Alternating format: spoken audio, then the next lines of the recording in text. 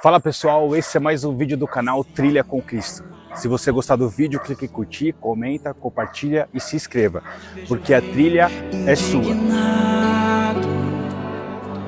Porque Sadraque, Mesaque e Abednego sua ordem ignorou. No fogo aceso 7 vezes mais o rei os lançou. O rei não acredita no que vê. Eles vivos na fornalha o surpreendeu. O pior é que hoje nós vamos entrevistar uma jovem missionária que tem feito muitas missões e incomodado o inferno. Creio que você sairá daqui impactado. Então fique até o final do vídeo, porque Deus quer falar ao teu coração. Clara, é um prazer tê-la aqui no Trilha com Cristo. Gostaria que você se apresentasse para o público, falasse um pouco sobre você, da sua carreira em Cristo, um pouquinho dos seus hobbies, do que você faz. Eu sou a Clara, né? Eu tenho 19 anos, eu sou uma jovem missionária. Eu não sou natural daqui de São Paulo, eu sou natural do estado de Alagoas. Eu não nasci em berço evangélico, na realidade eu vim do catolicismo, né? E o meu processo de conversão, ele aconteceu assim de uma maneira que eu falo que Cristo ele chegou do nada na minha vida, né? Porque eu já não acreditava mais nele e ele realmente mudou tudo. Eu vim do catolicismo, eu desenvolvi muitos distúrbios depressivos muito cedo, né? Quando eu tive minha primeira crise, eu tinha 8 anos de idade. Eu vim de um lar muito desestruturado e com 10 eu já tinha tentado me matar várias vezes, eu já tinha distúrbios alimentares, eu vomitava todos os dias. E a minha mãe já tinha separado do meu pai, veio morar aqui em São Paulo, né? E eu não quis vir. Só que aí ela conheceu Jesus, conheceu a igreja evangélica, né? Começou a frequentar. Na época ela não era 100% cristã, mas frequentava e começou a orar por mim. Quando eu fiz 12, eu tentava me matar todos os dias, eu chorava sempre querendo morrer. Era um processo muito complicado. E aí a minha tia de lá ligou para minha mãe e falou: vem buscar a sua filha, porque senão você vai voltar só para enterrar. E aí, dentro desse processo, a minha mãe falou: filha, vem pra cá. E eu não queria vir, mas ela foi orando e no final das contas eu vim. Quando eu vim pra cá, minha mãe quis me apresentar à igreja evangélica, eu não queria ir, eu já não acreditava mais em Deus. Mas aí, pra brigar com ela, né, eu falei: bom, já que eu não vou na evangélica, eu vou na católica, que ela vai me deixar em paz. Nada. Ela passou 1 ano indo comigo na missa de manhã para eu ir no culto de noite. E mesmo assim, eu não queria saber de igreja, não acreditava mais em Deus. E eu falo que um marco assim na minha conversão, eu tinha 13 anos de idade, né? Já tinha 5 anos que eu estava dentro de um quarto escuro. E o marco da minha conversão foi no trabalho dela. Ela trabalhava na época num salão grande, trabalhava num prédio bem alto e eu estava na janela ali. E eu ficava olhando para baixo e falava: caramba, se eu me jogar daqui eu vou me machucar ou eu vou morrer? Porque só para machucar eu não quero mais, eu preciso acabar com isso. E eu fiquei ali naquela janela muito tempo, muito tempo. E eu lembro que eu olhava para baixo e aí as clientes, na verdade na época ela trabalhava num salão cristão. Então as clientes começaram a olhar para mim e as pessoas falaram: Jana, sua filha tá estranha naquela janela. E ela percebeu, ela já sabia dos distúrbios que eu tinha, ela falou: Maria Clara, sai da janela. E aí eu levantei, saí correndo, chorando e ali começou a minha história com Cristo. Eu entrei dentro de um banheiro que na época tinha, um banheiro bem pequeno até, e eu lembro que eu ajoelhei, coloquei a mão na maçaneta da porta, olhei para aquele teto todo branco e eu falei: se você existe, me salva. E eu não sei que dia nem que horas exatamente que Cristo chegou, eu só sei que depois daquele dia a minha vida nunca mais foi igual. Eu passei 5 anos dentro de um quarto e do nada ele chegou e ele mudou tudo. E eu fui me lançando na igreja, tudo que tinha dentro da igreja me envolvia. Qualquer coisa, porque Cristo chegou de uma forma na minha vida tão intensa e me tirou de um quarto com a mão tão forte que hoje eu não consigo olhar para trás e dizer qual foi exatamente o momento. Eu só sei que depois daquela oração nada mais foi igual. E foi uma oração simples de uma criança que veio de um lar desestruturado e que não tinha mais esperança na vida. E quando eu entrei naquele momento dentro da fé e eu fui me lançando, que Cristo me visitou daquela forma, eu só queria estar na presença dele. Então, se tivesse qualquer coisa na igreja, vamos limpar a igreja, eu estava junto. Porque eu só queria estar no lugar onde ele estivesse. Se eu estivesse perto dele, para mim, eu sabia que eu estava segura. E aí eu fui me lançando, me envolvendo, tinha carreata eu ia, tinha evangelismo eu ia, e aí começou meu ministério, começou minha chamada missionária, eu comecei a estudar a palavra de Deus, me apaixonei pela palavra, e ela foi mudando o meu caráter e me mostrando uma perspectiva diferente de vida, muito diferente da que eu conhecia até então, né? Eu vim de um lar regado de muitos vícios e de muita violência, então a vida que eu conhecia era só aquilo. Quando eu vim para Cristo, que Ele se apresentou para mim e me mostrou uma outra forma de viver, aquilo me apaixonou. E interessante é que você, na presença dele, que ele foi preenchendo o vazio que estava em você, né? E isso foi impactante na sua vida, tanto que agora você é uma missionária de Deus. E você participa de algum projeto atualmente? Participo. Hoje em dia eu participo dos projetos da igreja e participo também de uma ONG missionária, né, chamada Ide nos Becos e Vielas. É uma ONG que ela tem algumas frentes de trabalho, né, e que ela tem como foco evangelizar. A gente atua dentro da capelania carcerária, dentro dos orfanatos, a gente atua na rua fazendo evangelismo, implantando núcleos sociais dentro das comunidades e da periferia mesmo, né, nos lugares que são mais escassos. E hoje em dia eu participo dessa ONG, né, já realizei alguns trabalhos dentro como coordenadora de alguns projetos, e eu sou completamente apaixonada por esse trabalho na rua, né. É incrível, assim, as experiências e a troca que a gente tem. É muito bom, e você vê que existem realmente alguns lugares que há um sofrimento muito maior do que aquilo que a gente consegue ver preso dentro de quatro paredes. E existem lugares que quando você chega e você conhece aquela realidade, você percebe que realmente, se não for a mão do Senhor, não tem outra forma. Glória a Deus. E nesse projeto Ide em Becos e Vielas, alguma coisa te impactou, algum momento, uma ocasião, situação que te deixou impactada? Sim. Assim, dentro do projeto, muitas situações me deixaram impactadas. Eu falo assim que o contato com as pessoas, ele muda a nossa visão de vida, né? Uma das situações que eu passei que me impactaram muito foi dentro dos orfanatos. Quando eu me converti, era um grande sonho meu visitar um orfanato. Da primeira vez que eu fui no orfanato, eu me apaixonei. Eu voltei algumas outras vezes depois e eu tive contato com uma jovem. Eu acredito que ela tinha entre 11 e 13 anos, eu não me lembro muito bem. Mas um dia ela me chamou de canto, contou a história dela para mim, falou que ela orava todo dia, que ela tentava se matar, que ela ouvia vozes. Mas quando aquela menina abria a boca para louvar, a gente sentia um peso de unção, que você falava, tem algum talento de Deus aí dentro? E aí um dia eu falei para ela, continua orando, e ela falou para mim, tia, eu oro todo dia, mas quando eu acordo a minha realidade é a mesma. E aí eu falei para ela, não, mas continua orando, não faz isso, não faz besteira, Deus me tirou do quarto, Ele vai te tirar também. Eu também ouvi a voz e o Senhor me libertou, Ele vai fazer na sua vida. E ali, depois daquele dia, eu entrei num projeto, né, num propósito de oração pela vida daquela menina. E aí eu voltei da outra vez no orfanato, na época a gente fazia um trabalho mensal lá dentro, e no outro mês, quando eu retornei, eu olhei para as crianças e falei, tá faltando alguém no culto. E ela falou, ah, é fulano? Eu falei, ela não tá aqui. Ela falou, não, tia. Aí ela foi embora. Eu falei, como assim? Ela tinha sido adotada. Então Deus mudou a realidade dela. Glória a Deus, aleluia. E assim, para mim foi de verdade um presente de Deus, porque eu saí de um quarto escuro. Então quando eu vi aquela criança, através da oração, saindo do quarto escuro e Deus mudando a realidade dela, foi um lembrete de Deus para mim de que Ele pode. E que muitas vezes a gente perde mesmo a esperança, mas que o Senhor está sempre presente para ouvir as nossas orações. Glória e de uma a Deus. criança. Aleluia. Você que tem testemunho vivo de que Deus transformou a sua vida, fale. Anuncie o seu testemunho para as pessoas que passam pela mesma dor, porque pode ocorrer transformação através da sua vida. Através do seu testemunho você pode alcançar uma alma para Cristo. Por isso que é importante compartilhar a experiência. Por isso que é importante você ir e cumprir. Ide em Becos e Vielas, né? Você é jovem, você falou que tem 19 anos. Sim. E hoje a gente está numa época de carnaval. Nós vemos muitos jovens aí curtindo, vivendo uma vida promíscua, uma vida em baladas, em festas e de forma completamente fora da presença do Senhor. E ainda assim, existe um convite do mundo. Sim. O mundo convida até os próprios cristãos a estar nesse meio. Você recebe muitos convites para você desfrutar coisas do mundo? E qual é o tipo de forma que você se esquiva disso para estar na presença do Senhor?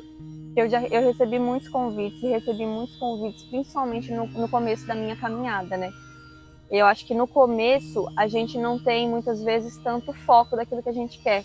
Então é muito fácil para o inimigo tirar a gente da presença na mesma velocidade que a gente entrou. Eu ainda recebo muitos convites, mas eu acho que hoje em dia as pessoas já enxergam uma certa barreira acerca disso, né? É como eu falei, eu vim de um lar muito desestruturado. Eu passei por 2 cenários, um antes de me converter e um depois. Antes de me converter, quando a minha mãe e toda a minha família ainda era do meu estado natal, eu vim de um lar regado de alcoolismo, meu avô era alcoólatra, regado de cigarro, ele era fumante também, de jogatina, de traição. Então, assim, eu passei por muitos cenários de promiscuidade. E lá fora, nas festas, quando a gente pagava as bebidas e estava com todo mundo, eram muitos sorrisos. As fotos eram sempre muito bonitas. Mas quando chegava dentro de casa, era sempre uma guerra. Então eu cresci num cenário de assistir como os prazeres momentâneos parecem muito bom, mas destroem tudo. E depois que eu me converti, que eu vim para cá, o processo de conversão da minha mãe começou porque ela conheceu um moço numa choperia e ele era desviado e apresentou para ela a igreja. E ela começou a ir na igreja com ele, conheceu Jesus, casou, só que ela não sabia que ele era adicto, que ele era dependente químico, que ele era viciado. A gente foi descobrindo depois. E eu assisti a droga, a balada, a traição destruir a minha casa também. Então hoje, quando as propostas me aparecem, eu já conheço as consequências desses prazeres. Então eu sei que naquele momento é prazeroso, é gostoso, a festa, as pessoas, você vai achar aquilo demais, porque alimenta seu ego, Sim. Né? Onde você quer estar, a vaidade e tudo mais. Vontade da carne. Só que no final das contas vai ser morte. Então eu conheci as consequências dos prazeres na mesma intensidade que eu assisti a alegria que eles poderiam proporcionar. Então eu sei que são prazeres vazios, que no final das contas eles não vão levar a lugar nenhum, e que do mesmo jeito que destruiu a minha casa, não é só a minha casa. Porque eu conheço muitas pessoas que vivem essa vida e que por fora elas amam, mas dentro de 4 paredes, é outra história. Elas não vivem de verdade, é uma felicidade muito falsa. E aquilo que Cristo me ofereceu é verdadeiro, porque é eterno. Glória a Deus. Então, para mim, todas as vezes que uma proposta vem de modo tão vazio, eu sei que é um prazer que vai passar. E eu tenho uma coisa comigo que eu sempre falo, né? Do lugar que Cristo me tirou, Ele devolveu a minha vontade de viver. Então, hoje, para mim, se não for para viver para Ele, eu não preciso estar aqui. Glória a Deus, aleluia. Meu Deus do céu, gente. Chora não, Damares, chora não. Você contou que você foi preenchida pelo Senhor, Sim. Né? Que você estava num quadro de depressão, que você estava vazia, no quarto escuro, mas aí você conheceu a Cristo e começou a frequentar, começou a estar na presença dele, e Deus foi preenchendo o seu coração. Ele foi tomando o lugar do vazio ali, né? E você teve uma experiência extraordinária, assim, sobrenatural da parte do Senhor? Eu tive algumas experiências com Deus, assim, nesse sentido, né? Eu acho que Deus, comigo, ele sempre foi muito categórico e muito direto, né? Quando se fala de manifestação da presença do Senhor dessa forma que impacta, né? As pessoas pensam muito que é só o rodar e falar em línguas dentro da igreja. E comigo, Deus sempre trabalhou muito dentro da palavra. Então, todas as vezes que eu precisava de uma resposta para a minha vida, que eu não sabia qual era a conduta certa, eu ia para a palavra. E inúmeras vezes, de joelhos, assim, horas dentro de um quarto, eu dobrava o joelho, abria a Bíblia e eu lia e falava: Deus, eu não concordo. E eu ouvia uma voz de fora para dentro. Foi as primeiras vezes que eu ouvi Deus, assim, realmente, não como um sentimento ou como um pensamento, mas como uma voz audível do lado de fora, dizendo: se você concorda ou não concorda, continua sendo a minha palavra. E foi ali que eu falei para Deus: então me ensina. E Deus começou a levantar pessoas realmente para me ensinar. Lembro que teve uma época, logo no começo do meu ministério, quando Deus me entregou o ministério da palavra, né? Eu lembro que eu falei: eu não sei fazer isso, então me ensina. E acho que no dia seguinte, eu fui para a igreja, alguém me chamou e falou assim: Deus te mandou te ensinar a pregar. No outro dia. Então eu tive experiências assim realmente sobrenaturais com o Senhor. E eu acho que uma das experiências mais fortes que eu tive, e isso foi bem antes da minha conversão, eu ainda morava no meu estado natal, foi um dia que eu tive uma briga de família muito intensa lá. E eu já era depressiva, então para mim aquele dia foi o auge, que foi quando eu decidi vir morar em São Paulo. E eu tava descendo a ladeira de uma rua e eu joguei o meu corpo pra cair na frente do carro que tava descendo. E uma mão me empurrou. Quando eu olhei pra rua, não tinha ninguém. E eu fiquei olhando e não tinha ninguém. Muitos anos depois, quando eu vim para São Paulo, eu já tinha me convertido, fui num retiro de jovens e Deus usou um pastor para falar comigo que naquele dia eu não morri porque o Senhor me livrou pela oração da minha mãe. Glória a Deus. Então foi uma das experiências mais fortes que eu tive com o Senhor. Eu ainda não era batizada e depois daquela palavra daquele pastor, o Espírito Santo me batizou. Então para mim foi o auge, foi aonde eu percebi que realmente Deus sempre esteve me assistindo. Glória a Deus. É que a câmera é um pouquinho ruim, mas não dá para pegar o arrepio aqui que dá, viu, gente? Maria Clara, eu queria saber a sua relação entre você e Jesus. Hoje, a minha relação com Jesus, com o Senhor, é uma relação muito de dependência, né? No meio da minha caminhada, quando eu vim para Deus, eu vim muito orgulhosa e com muita bagagem mesmo, né? Eu era feminista, defendia outras coisas, acreditava em outras coisas, então eu vim com muita bagagem e eu sempre fui muito teimosa. Então eu vim para Deus com o pé na porta, dizendo tudo que eu não queria e tudo que eu não concordava, né? Então assim, hoje a minha relação com Jesus é uma relação realmente de dependência, porque no meio do caminho, dentro do processo, eu fui abrindo mão e me despindo de tudo aquilo que eu acreditava, todas as vezes que eu ouvia de Deus, se você concorda ou não, é a minha palavra. Então hoje a minha relação com Deus é uma relação muito de dependência. Hoje eu me encontro numa situação de ter vindo de alguns cenários áridos na minha vida, né? Que eu tô disposta a perder quase tudo, menos a presença. Glória a Deus. Né? Eu falo quase tudo não porque a gente não tenha que abrir mão de tudo, mas porque humanamente falando, muitas vezes a gente não quer. É Deus quem vai quebrando, quem vai lapidando, quem vai ensinando, e quando a gente menos espera, a gente já soltou, né? Então, eu não vou ser hipócrita de dizer assim, não tem nada que me doa hoje de abrir mão. Claro que tem, mas eu tenho certeza que quando Deus ele exige uma coisa de nós, ele também nos dá plena convicção de entregar aquilo para Ele. E nada do que Deus me pediu até hoje foi maior do que aquilo que Ele fez na minha vida.